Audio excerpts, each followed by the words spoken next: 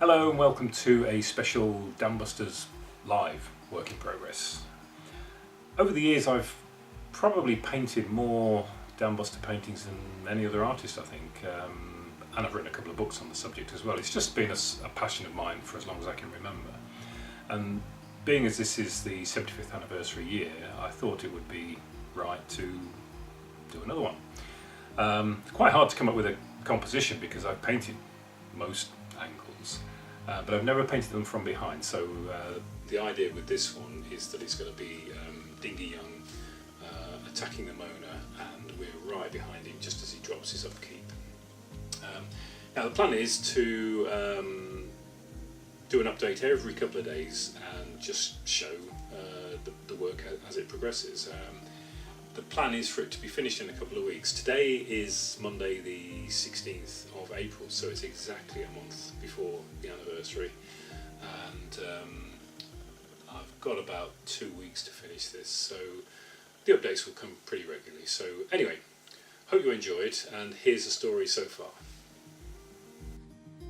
Okay, so this is going back a couple of weeks ago. I've cut out all the boring bits of just applying paint to a white canvas because that really is just watching paint dry. As you can see, I've got the basic sky, water, locked in landscape, and a bit of a fire in the distance, which is the power station that was on fire at this point.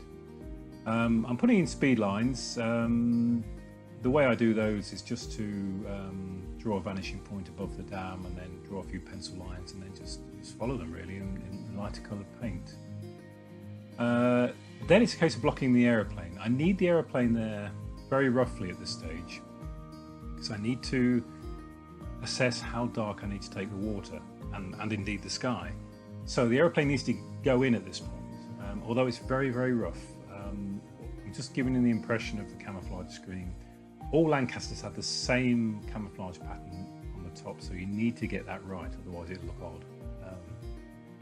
So camouflage scheme roughly in. Now in moonlight you wouldn't see such a light brown, so as you can see now I'm toning down the browns quite considerably, just to make it look more like it's flying at night.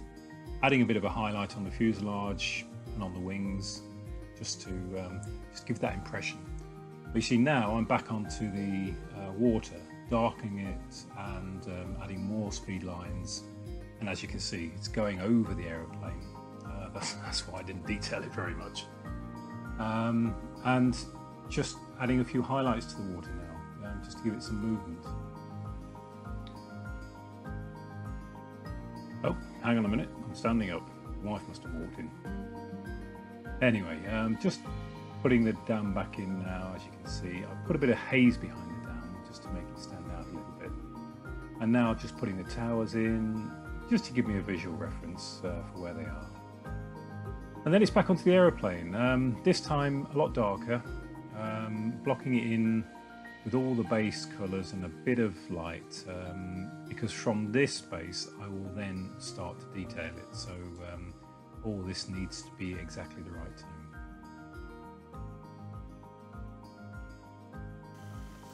And so here we are, end of part one. We're not even halfway yet, but the main thing is the creative part is pretty much done in terms of establishing how dark it's going to be, the colours and the movement and so on and so on.